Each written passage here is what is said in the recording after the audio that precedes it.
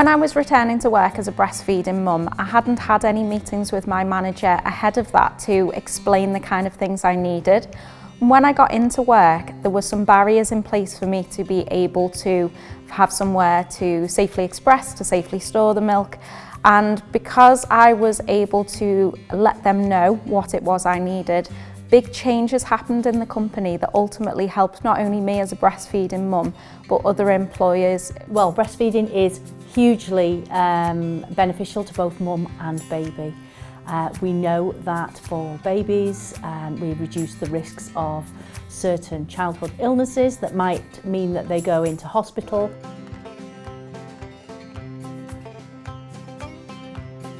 The World Health Organization has actually listed breastfeeding as one of the top 10 areas where we can reduce the risk of cancers. And for mum, that would include breast cancer, ovarian cancer. The longer she breastfeeds her baby for, the higher the more that risk reduces. So, and that's not just with one baby, so she can breastfeed 3 babies for maybe 12 months each, and that sort of really increases that protection that it gives her from breast cancer and ovarian cancer. Brio support our employees. We have a breastfeeding policy, and we make sure that the staff understand the importance of employees when they're coming back to work, how important it is that they are able to continue to breastfeed should they choose to do so. As a company, we've always wanted to try to be as helpful as possible to our staff, not just for staff retention, but the happier that they are here, the more loyalty they actually get from people. They face special trials, the agony of leaving their child. If they're still breastfeeding, they need to extract milk, and you need to give them somewhere pleasant to actually do it. Staff want to come and work for Brio, knowing that we embrace that when they return to work, we're going to make their journey back to work as seamless as possible. We believe that it helps with retention. We embrace and understand the health benefits to our staff, to mum and baby, if they continue to breastfeed. So I think if we didn't have the policy in place, I think it would make it a harder place for a mum to return to work. I think it would be really stressful for her, and I think we were more likely to lose members of staff. I think it's going to make them reluctant to want to turn to work, and we want to be able to make sure that when they do come back they feel supported.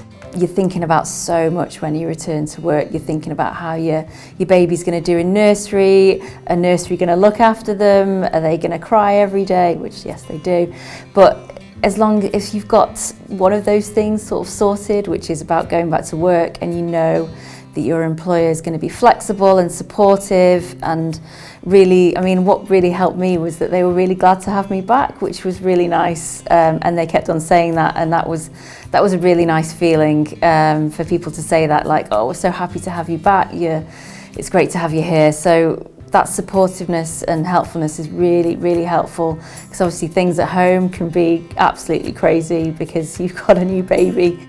The benefits for an employer to be supportive to new mums in their breastfeeding journey is to retain that staff member.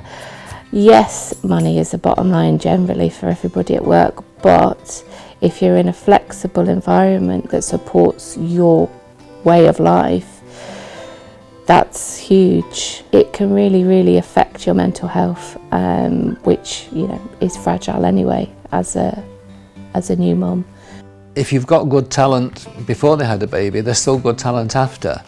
So you don't want to actually lose them by not actually supporting their way back into that.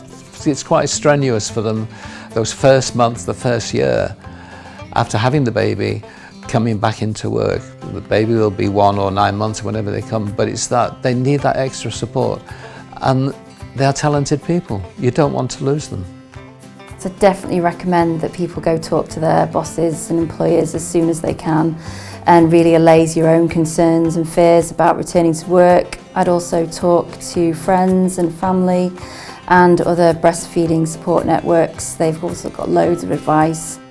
So if I could give employers one piece of advice, I would say ensure that you have a policy for mothers who are returning to work and might be breastfeeding.